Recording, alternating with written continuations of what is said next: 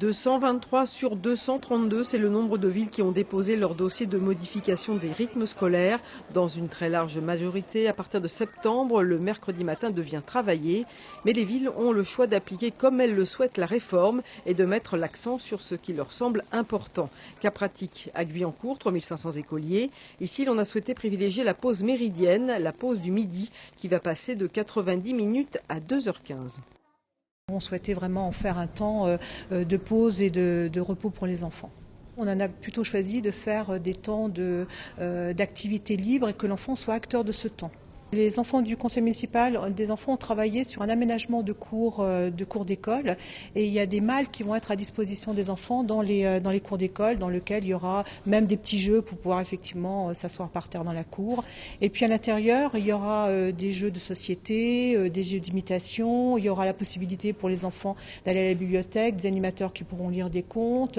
L'heure d'entrée et de sortie de classe ne changera pas, 8h30, 16h. Pour mettre en place la réforme, la ville a recruté 20 animateurs, coût du projet 350 000 €. La commune est aidée à hauteur de 50 € par enfant, cela ne suffira pas. Le fonds d'amorçage ne va pas suffire, mais je vous dis, c'est une volonté politique et nous, ça n'a pas pesé plus que ça dans la balance. Autre commune, voisin le Bretonneux. Ici, la classe aura également lieu le mercredi. Les enfants travailleront jusqu'à midi au lieu de 11h30 et 2 après-midi par semaine. Ils finiront la classe à 15h pour entamer ensuite les TAP, les temps d'activité périscolaire. Cette réforme, je ne l'approuve pas personnellement, mais je pense que quitte à la mettre en œuvre, autant essayer de lui donner du sens. Parce que c'est pour le bien-être des enfants avant tout. Pour la ville de Voisins, c'est 350 000 €. Sachant qu'il y a 100 000 € pour l'instant de la caisse d'allocation familiale comme aide, mais ça va diminuer, il y a ce qu'on appelle un fonds d'amorçage, donc ça coûte quand même très cher aux communes. À Elancourt, le coût de la réforme a été estimé entre 100 000 et 1 million d'euros suivant ce qui sera proposé aux parents. Le maire, Jean-Michel Fourgousse, toujours opposé au projet, a toutefois fait le choix de présenter un plan B.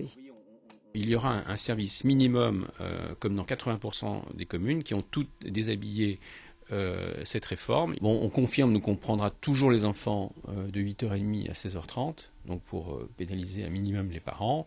Il y aura le mercredi matin en plus, il y aura un quart d'heure de prise en charge par nos équipes le matin, et puis une demi-heure de 13h30 à 14h, également de prise en charge avec des animations, notamment beaucoup autour du numérique.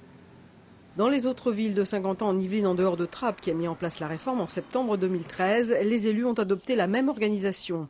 À la Verrière, le mercredi matin sera travaillé. 2 fois par semaine, les cours s'arrêteront à 15h15 pour laisser la place aux ateliers.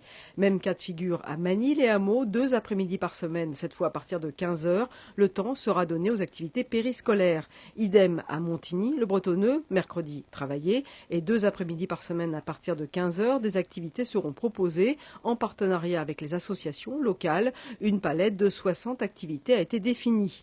9 communes des Yvelines n'ont pour l'heure rien déposé. À l'inspection académique, on précise qu'il s'agit de communes rurales comme Richebourg ou Orphin. L'inspecteur principal d'académie va adresser aux villes réticentes un nouveau courrier avant de statuer le 20 juin.